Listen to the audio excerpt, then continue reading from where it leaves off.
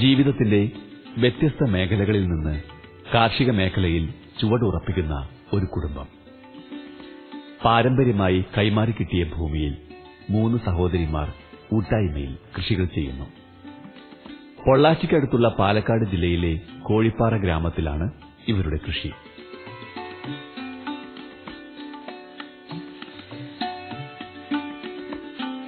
കടുത്ത വേനലിൽ വരണ്ടുണങ്ങുന്ന പാലക്കാട്ടെ മണ്ണിൽ പച്ചപ്പിന്റെ ലോകം തീർക്കുന്ന കുടുംബിനികൾ. കുഴൽക്കിണറിൽ നിന്നുള്ള വെള്ളം കുളങ്ങളിൽ റീചാർജ് ചെയ്ത് ജലലഭ്യത ഉറപ്പുവരുത്തി വേനലിലും ഭൂമിയെ ഈർപ്പമുള്ളതാക്കുന്നു.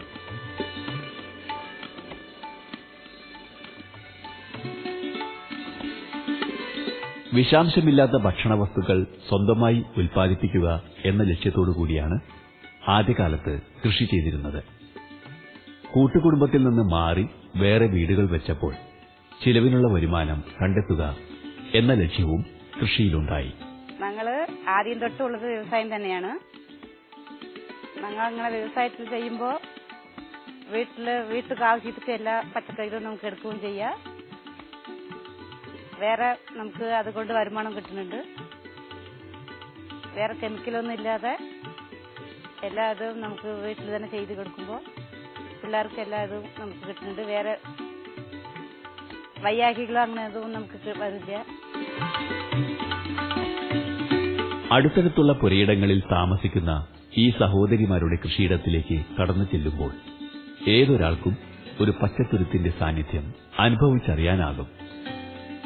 ഗ്രാമപ്രദേശങ്ങളിലെ വീട്ടുവളപ്പുകളിൽ പാരമ്പര്യത്തിന്റെയും നാട്ടുവിഭവ സമൃദ്ധിയുടെയും ആരോഗ്യദായകമായ അന്തരീക്ഷമൊരുക്കിക്കൊണ്ട് ഒരു പച്ചപ്പ്.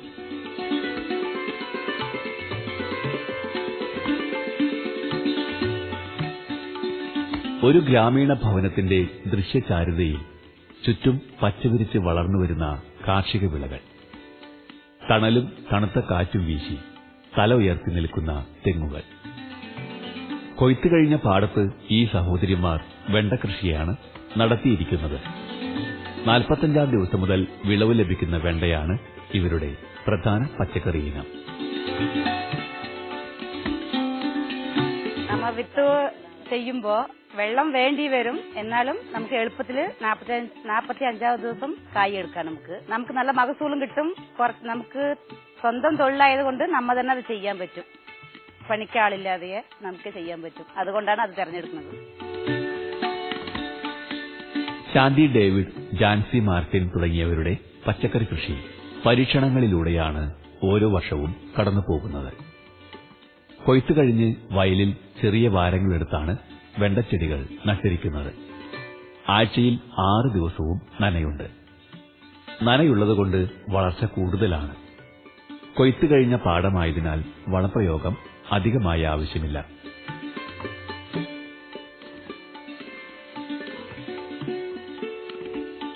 വീട്ടിലെ ജോലിയും കുട്ടികളുടെ പരിചരണങ്ങളും കഴിഞ്ഞതിനു ശേഷമാണ് പച്ചക്കറി പരിപാലനം. ചെറിയൊരു വരുമാനം സ്വന്തമായി നേടുക എന്ന ലക്ഷ്യത്തോടുകൂടിയാണ് ഇവർ കൃഷികൾ ചെയ്യുന്നത്. പൂർണ്ണമായും ജൈവകൃഷി. പറമ്പിൽ പരിപാലിക്കുന്ന പശുക്കളുടെ ചാണകവും വീട്ടിലെ ജൈവ അവശിഷ്ടങ്ങളുമാണ് വളമായി നൽകുന്നത്. കൂടാതെ മാർക്കറ്റിൽ നിന്ന് ലഭിക്കുന്ന മികച്ച ജൈവവളങ്ങളും നൽകുന്നുണ്ട്. ആദ്യം തന്നെ നമ്മൾ കൂട്ടുമ്പോൾ മുമ്പിൽ തന്നെ ചാണകം ചാണകവളം ഇട്ടുകൊടുക്കും മണ്ണില്. ട്രാക്ടർ പൂട്ടിയ ശേഷം വിത്ത് ഊണിയിട്ട് കളവെട്ടണം. യൂറിയ, ഫാക്ടംബോസ് വെച്ച് കൊടുക്കും. വെള്ളം യൂറിയ കൊടുക്കുമ്പോൾ വെള്ളം നനച്ചു കൊടുക്കണം. നനച്ചിട്ടേ ഇത് ഇടാൻ പാടുള്ളൂ. വീട്ടുജോലികൾക്ക് ശേഷം തിരക്കൊഴിഞ്ഞിട്ട് സമയമില്ലെന്ന് പറയുന്നവരാണ് കൂടുതൽ. കൃഷി ചെയ്യാൻ സ്ഥലമില്ലെന്ന് പറയുന്നവരുമുണ്ട്. ഉള്ള സ്ഥലത്ത് തങ്ങൾക്കാവുന്ന കൃഷി ചെയ്ത് സന്തോഷ ജീവിതം നയിക്കുന്ന ഈ കുടുംബിനികൾ ഗ്രാമീണ കർഷകർക്ക് മാതൃകയായി വളരുകയാണ്.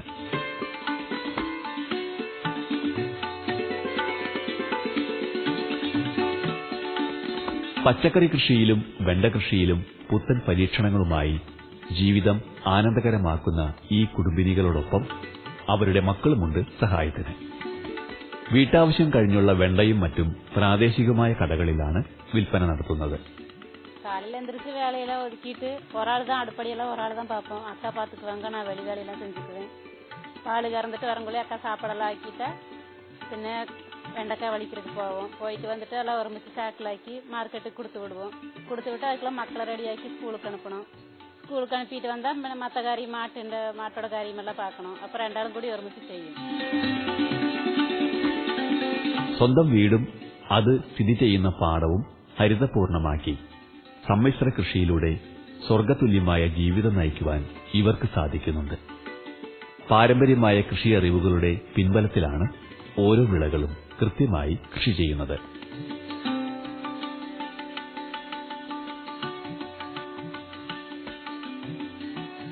കൃഷിയുടെ വിജയത്തിന് ജൈവവളം ആവശ്യമാണ്. ഇതിനായിട്ടാണ് പശുക്കളെ വളർത്തുന്നത്. ജാൻസിക്ക് കോയമ്പത്തൂർ ഇനവും ക്രോസ് ഇനങ്ങളിലുമായി 4 പശുക്കളുണ്ട്. ശാന്തിയും 2 പശുക്കളെ വളർത്തുന്നുണ്ട്. പ്രത്യേകം തയ്യാറാക്കിയ തൊഴുത്തുകളിലാണ് ഇവർ പശുക്കളെ വളർത്തുന്നത്. രാവിലെയും വൈകിട്ടുമാണ് കറവ. ബുദ്ധിമുട്ടില്ലാതെ പശുക്കളെ പരിപാലിക്കുവാൻ സാധിക്കുന്നു. നാരുകൾ കൂടുതലുള്ള പുല്ലുകളാണ് തീറ്റയായി നൽകുന്നത്. പശുക്കൾ വീടുകൾക്ക് ഐശ്വര്യം നൽകുമെന്ന കാർഷിക വിശ്വാസം ഇവരിലുമുണ്ട്. പശുപരിപാലനത്തിലൂടെ ലഭിക്കുന്ന ചെറിയ വരുമാനം കുടുംബ ഭദ്രത ഉറപ്പാക്കാൻ സഹായിക്കുന്നു. രാവിലെ നേരത്തെ എണിച്ച് ചാണം വാരണം ആദ്യം, പിന്നെ മാട്ടിനെ കുളിപ്പിച്ചിട്ട് പാല് കറക്കണം. പിന്നെ സൊസൈറ്റി കൂടെ ഒഴിക്കും, വീട്ടിലെ ആണുങ്ങൾ കൂടെ ഒഴിക്കും. പിന്നെ പുല്ല് വെട്ടി കൊടുക്കണം, ചോളം മാവ് കൂള് ഇതൊക്കെ കൊടുക്കണം. അങ്ങനത്തെ കാര്യങ്ങളൊക്കെ ചെയ്യണം. പിന്നെ മസാല പുല്ല് കൊടുക്കും, ചോളം ഇതൊക്കെ കൊടുക്കും, വൈക്കോല് അതൊക്കെ കൊടുക്കും മാട്ടിന്.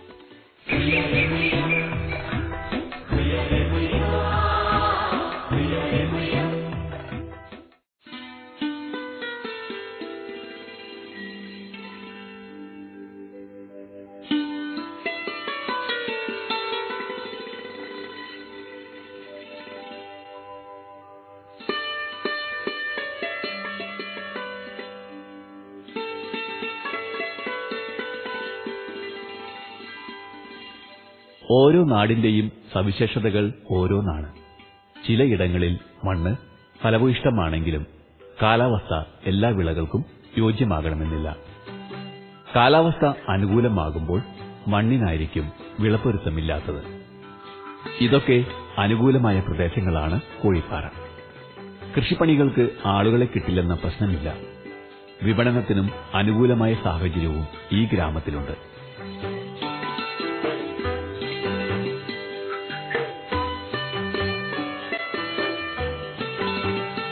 കാർഷികമായ ഘടകങ്ങളോടൊപ്പം സാമൂഹികവും സാമ്പത്തികവുമായ കാര്യങ്ങളും കാർഷികമായ വളർച്ചയ്ക്ക് വഴിയൊരുക്കുന്നുണ്ട്. ചില നാടുകളിൽ മാത്രം സവിശേഷമായ വിധത്തിൽ വളർച്ച നേടുന്ന കൃഷികളുമുണ്ട്. നെൽകൃഷിക്ക് പ്രസിദ്ധമായ പാലക്കാട് ജില്ലയിൽ പച്ചക്കറിയിലും മികച്ച വിളവാണ് ലഭിക്കുന്നത്. മികച്ച വിളവ് നേടി സന്തോഷവും സമാധാനവും നിലനിർത്തുന്ന കർഷകരുടെ നാടാണ് കോഴിപ്പാറ. ഇവിടെ പശുക്കളെ സംരക്ഷിക്കുവാൻ നാരുകൾ കൂടുതലുള്ള പച്ചപ്പുല്ല് അത്യാവശ്യമാണ്. ആരോഗ്യകരമായ ഗുണങ്ങൾ നൽകുന്ന ചോളമാണ് ഇവിടെ പശുക്കൾക്ക് നൽകുന്നത്.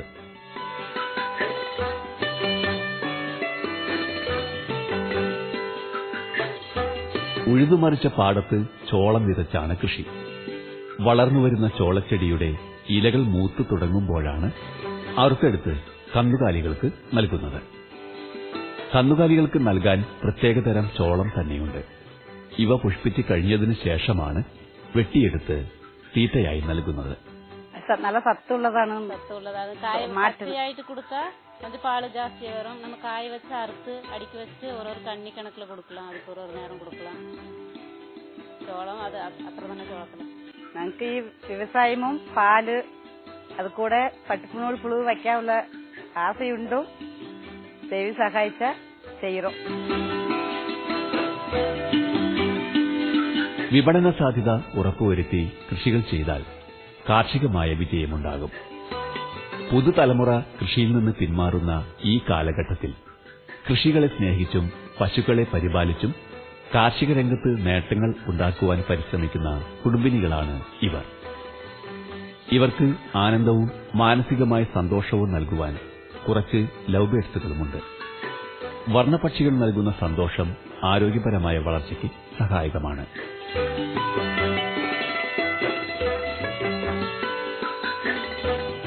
കുടുംബിനികളും അവരുടെ മക്കളും സന്തോഷത്തോടെ ചെയ്യുന്ന വിനോദ പരിപാടിയാണ് കൃഷിപ്പണികൾ. കൂട്ടായ്മയിൽ ജോലികൾ ചെയ്താൽ വിളവ് ഇരട്ടിയാകുമെന്നാണ് കൃഷിശാസ്ത്രം. പരസ്പരം ആശയങ്ങൾ കൈമാറി പുത്തൻ അറിവുകൾ നേടി കൃഷിയെ സ്നേഹിച്ച് പരിപാലിക്കുമ്പോൾ ചിലവുകൾ കുറച്ച് വരുമാനം വർദ്ധിപ്പിക്കുവാൻ സാധിക്കുമെന്ന് ഈ കുടുംബിനികൾ പറയുന്നു. ഈ കൃഷി കൊണ്ട് എല്ലാ പിള്ളേർക്ക് പഠിപ്പിക്കാനും എന്തെങ്കിലും വിശേഷങ്ങൾക്ക് ഡ്രസ്സൊക്കെ മേടിക്കാനും ഞങ്ങളുടെ കുടുംബം കഴിഞ്ഞു പോകാനുള്ള ചെലവ് ഈ കൃഷിയിൽ കിട്ടുന്നുണ്ട്. ഞാനും എന്റെ ഹസ്ബൻഡും മാത്രം ചെയ്യുന്നുണ്ട് ഇതില്. ഹസ്ബൻഡ് തന്നെ മിക്കവാറും അതില് സപ്പോർട്ട് ചെയ്യുന്നുണ്ട്. പിന്നീട് മക്കളും എക്സാം കഴിഞ്ഞ് സ്കൂൾ കഴിഞ്ഞിട്ട് വന്നാൽ എന്തെങ്കിലും ചെയ്തു കൊടുക്കും. അവര് തള വയ്ക്കുന്നതോ തളയറിഞ്ഞു കൊടുക്കുന്നതോ അതൊക്കെ ചെയ്തു കൊടുക്കും. പിന്നെ കളവെട്ടാൻ അങ്ങനെ ഉണ്ടെങ്കിൽ കളയെടുക്കാനൊക്കെ ആൾക്കാരുടെ വിടും. പിന്നെ തള വയ്ക്കാനും പുഴു എടുക്കാനും മാത്രം ഞങ്ങൾ എടുക്കുന്നുണ്ട്. കൂട് സ്പിന്നിങ് ആകുമ്പോൾ കൂട് എടുക്കുന്നതൊക്കെ ഞങ്ങൾ എടുക്കുന്നുണ്ട്.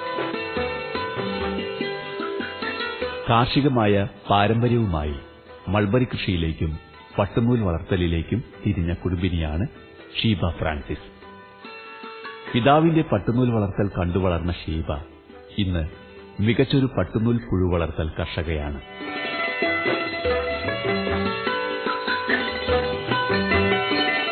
വർഷമായി ഈ രംഗത്ത് നിലനിൽക്കുന്ന ഷീബയ്ക്ക് കൃഷി ജീവിതത്തിന്റെ ഭാഗമാണ്. വീട്ടുജോലികൾക്ക് ശേഷമുള്ള സമയം കൃഷിപ്പണികൾക്കായി മാറ്റിയ കുടുംബിനി. ഭർത്താവ് ഫ്രാൻസിസിന്റെ പിന്തുണയും മക്കളുടെ പ്രോത്സാഹനവുമാണ് ഇവരെ പട്ടുനൂൽ രംഗത്തേക്ക് നയിച്ചത്. വേറെ കൃഷിയിലൊന്നും അത്ര ലാഭം ഉണ്ടായിട്ടൊന്നുമില്ല. ഈ കൃഷിയിൽ നല്ല ലാഭമുണ്ട്. പിന്നീട് അച്ഛന്റെ ഇതിലും ചെയ്തിട്ടുണ്ട്, അച്ഛന്റെ വീട്ടിൽ ചെയ്തിട്ടുണ്ട്.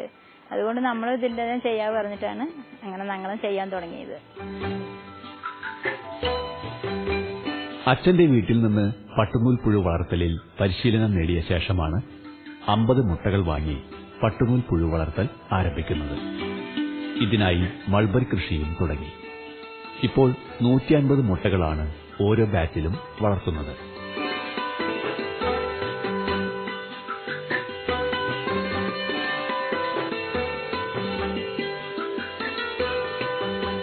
ഭർത്താവും മക്കളും കുടുംബാംഗങ്ങളും നൽകിയ പ്രോത്സാഹനം കൊണ്ട് ഘട്ടം ഘട്ടമായി പട്ടുനൂൽ പുഴു വളർത്തൽ വികസിപ്പിക്കാനും ശാസ്ത്രീയമാക്കാനും ഷീബയ്ക്ക് സാധിച്ചു. ആദ്യം ഞങ്ങൾ അച്ഛന്റെ വീട്ടിൽ വെച്ചിട്ടുണ്ടായിരുന്നു. അതിന്റെ കണ്ടപ്പോൾ ഞങ്ങൾ അതിലേക്ക് പഴകിയത്. പിന്നെ സാരൊക്കെ നിറയെ ക്ലാസ്സിലൊക്കെ പോയിട്ടുണ്ട്. അറ്റൻഡ് ചെയ്തപ്പോൾ അതിന്റെ കുറിച്ചൊക്കെ നിറയെ അറിയുന്നുണ്ട്. ആദ്യം ഞങ്ങൾ 1 ഏക്കർ തന്നെ വെച്ചിട്ടുണ്ടായിരുന്നു. അതില് 25 മുട്ട 50 മുട്ട അത്ര കുറച്ചായിട്ട് തന്നെ ഞങ്ങൾ മുന്നേറിയത്. പഴയ ഷെഡിൽ ഞങ്ങൾ വെച്ചിട്ടുണ്ടായിരുന്നു. ഇപ്പൊ കൂടുതൽ 2 ഏക്കർ ആയപ്പോ ഇപ്പൊ പുതിയ ഷെഡും കൂടി എടുത്തിട്ടുണ്ട്. അതില് നിറയെ 150 മുട്ട വെക്കുന്നുണ്ട് മാസത്തിന്. ഒരു വർഷത്തില് 12 മാസം വെക്കാം. ഞങ്ങൾ 12 ബാച്ച് എടുക്കുന്നുണ്ട്. അത് നല്ല ലാഭമുണ്ട്. അതില് മറ്റേ കൃഷിനെക്കാട്ടിലും ഇതില് നല്ല ലാഭമുണ്ട്. അതില് ഞങ്ങൾ വണ്ടി വാങ്ങിച്ചിട്ടുണ്ട്. വീട് പണിയൊക്കെ നടക്കുന്നുണ്ട്. നല്ല ലാഭകരമുള്ള കൃഷിയാണിത്. പറമ്പിലെ കൃഷികളെല്ലാം ഒഴിവാക്കിയ ശേഷമാണ് മൾബറി കൃഷി ആരംഭിച്ചത്. തല ഉയർത്തി നിൽക്കുന്ന തെങ്ങുകളെ നശിപ്പിക്കാതെ നിലനിർത്തിയിട്ടുണ്ട്. കുറഞ്ഞ പരിചരണ കാലവും ഉയർന്ന വരുമാനവുമാണ് ഇവരെ പട്ടുനൂൽ പുഴു വളർത്തലിൽ പിടിച്ചു നിർത്തുന്ന ഘടകം.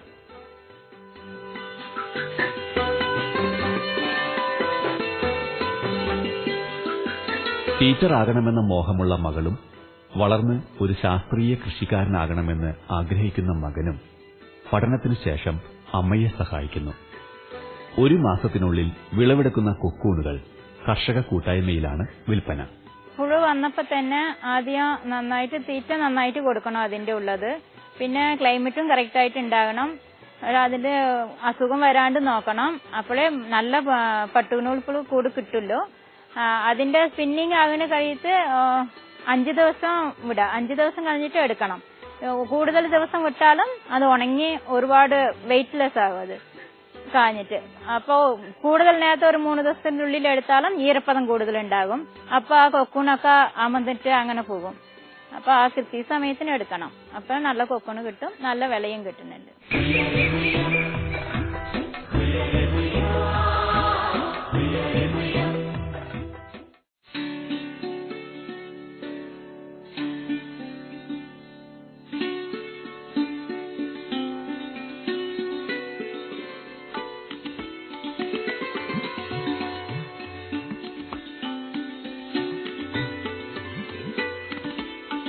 കൃഷി വികസനവും മാലിന്യ സംസ്കരണവും ജലസംരക്ഷണവും പരസ്പര പൂരകങ്ങളാക്കിയുള്ള പ്രവർത്തനങ്ങളിലൂടെ വെള്ളവും വിളവും വൃത്തിയും വീണ്ടെടുക്കുന്ന കൃഷി പരിചരണം സമൂഹത്തിനും പരിസ്ഥിതിക്കും സ്നേഹവും കരുതലും പകർന്നു നൽകുന്ന പാരമ്പര്യ കൃഷിരീതി.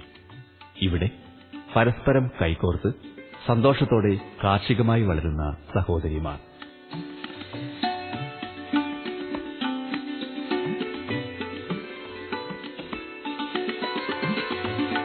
മൂന്ന് പേർ പച്ചക്കറിയും പശുപരിപാലനവും പിന്തുടരുമ്പോൾ ഷീബ മാത്രമാണ് മൾബറിയിലേക്ക് വഴിമാറിയത്. ദൈവികമായ അനുഗ്രഹവും സംരക്ഷണവും കൃഷിയിടത്തിൽ ലഭിക്കാൻ കുരിശുകൾ സ്ഥാപിച്ചിരിക്കുന്നു. കൃഷിയിടത്തിലെ കുരിശ് ദുഷ്കരമായ പ്രവൃത്തികളും മറ്റും കൃഷികളെ നശിപ്പിക്കാതെ സംരക്ഷിക്കാൻ സഹായിക്കുന്നു. ദൈവത്തിന് വിചാരിച്ചാണ് അത് വയ്ക്കുന്നത്. അവിടെ നമുക്ക് പിന്നെ കണ്ണു തട്ടാണ്ടിരിക്കാനും അങ്ങനെയൊക്കെയാണ് അത് വിചാരിച്ചിട്ട് ദൈവത്തിന്റെ തുണയ്ക്ക് വേണ്ടി തന്നെയാണ് ഇത് വയ്ക്കുന്നത്. ശുചിത്വം, മാലിന്യ സംസ്കരണം, കൃഷി വികസനം എന്നിവ ലക്ഷ്യം വെച്ച് ശാസ്ത്രീയമായി കൃഷികൾ നടത്തുന്ന കുടുംബിനികൾ വേനൽക്കാലത്താണ് പച്ചക്കറികൾ കൃഷി ചെയ്യുന്നത്.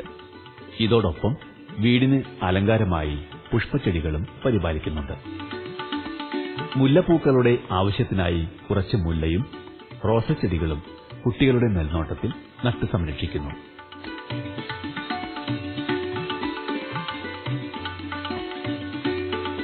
വർഷക്കാലമായാൽ നെൽകൃഷിയാണ്.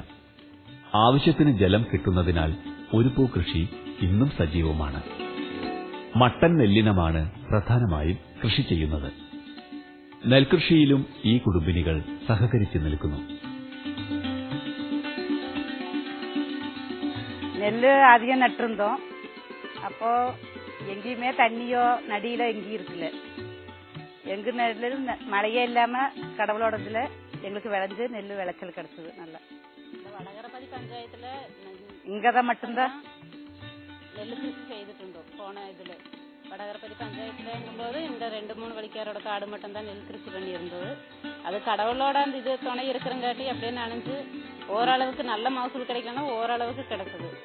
மழை இல்லாமையே நாங்க விளைய வச்சோம். உள்ளதாவது கடவுள் எங்களுக்கு தந்தது, அதை நம்பிக்கையாக்கியாக்கும். மட்ட நெல் நடுவோம், அது 4 மாசத்து மூப்பு. நெல் பாவிட்டு 22 நாள்ல அதை புணிஞ்சிட்டு வலிச்சு எடுத்துட்டு நடுவை செய்வோம். செய்துட்டு நடவை செய்துட்டு 10 ദിവസം ஆகும்போ ஒரு மருந்தடிக்கணும், வளம் பேக்டம்போஸ் அதெல்லாம் இட்டு கொடுக்கணும். பின்ன ஒரு மாசம் ஆகும்போ களை எடுத்துட்டு மருந்தெல்லாம் அடிச்சு கொடுத்து மறுபடியும் பேக்டம்போஸ் போட்டு கொடுக்கணும். போட்டு கொடுத்து 3 மாசம் ஆகும்போழைக்கும் நெல் பால் பிடிக்க கதிர் வெளியே வந்துடும். கதிர் வெளியே வந்துட்டு விளைஞ்சு வரும்போ 4 மாசம் பூர்த்தியாகும். പൂർത്തിയാക്കിയിട്ട് എടുക്കും. ഒരു കുടുംബത്തിലെ അംഗങ്ങൾ വ്യത്യസ്തമായ കൃഷിരീതികളാണ് പിന്തുടരുന്നത്.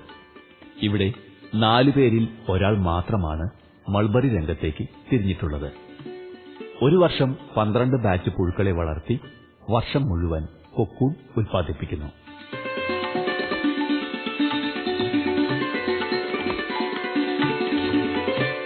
പട്ടുനൂൽ വളർത്തലിലേക്ക് തിരിഞ്ഞപ്പോൾ മികച്ച നേട്ടങ്ങൾ കൈവരിക്കാൻ സാധിച്ചു. പഴയ വീട് പുതുക്കി പണിയുന്ന തിരക്കിലാണ് ഷീബയും കുടുംബവും. കുട്ടികളുടെ പഠനത്തിനും ഒരു വണ്ടി വാങ്ങാനും സാമ്പത്തികമായി വളർച്ച നേടാനും ഇവർക്ക് തുണയായത് പട്ടുനൂൽ പുഴു വളർത്തലാണ്. നല്ല ലാഭം. കുട്ടികളൊക്കെ ഇംഗ്ലീഷ് മീഡിയത്തിലാണ് CBSE തന്നെ പഠിക്കുന്നുണ്ട്. അതിന്റെ ചെലവൊക്കെ ഇതിൽ തന്നെ ഞങ്ങൾ നോക്കുന്നുണ്ട്. പക്ഷെ വണ്ടി വാങ്ങിച്ചിട്ടുണ്ട്, 2 വണ്ടിയും കൂടിയുണ്ട്. വീട് പണിയും നടക്കുന്നുണ്ട്. ആ ഇതിനൊക്കെ ഇതേ തന്നെ. പിന്നെ ഉള്ളുന്ന ട്രാക്ടർ വാങ്ങിയിട്ടുണ്ട്, ചെറുത് കുബോട്ടോ അത് വാങ്ങിച്ചിട്ടുണ്ട്. മിനിമോ അത് വാങ്ങിച്ചിട്ടുണ്ട്. അതുപോലത്തുള്ള അതിന്റെ ഉള്ള സാധനമൊക്കെ ഇതിൽ തന്നെ വാങ്ങിച്ചിട്ടുണ്ട്, ആ ലാഭത്തിൽ വെച്ച്. കേരളത്തിലെ കുടുംബിനികൾക്ക് മാതൃകയായി വ്യത്യസ്ത കൃഷി രീതികളിലൂടെ സാമ്പത്തിക നേട്ടങ്ങളോടൊപ്പം ദൈവികമായ അനുഗ്രഹങ്ങൾ നേടുന്ന ഈ സഹോദരിമാർ മലയാളക്കരയ്ക്ക് എന്നും അഭിമാനമാണ്.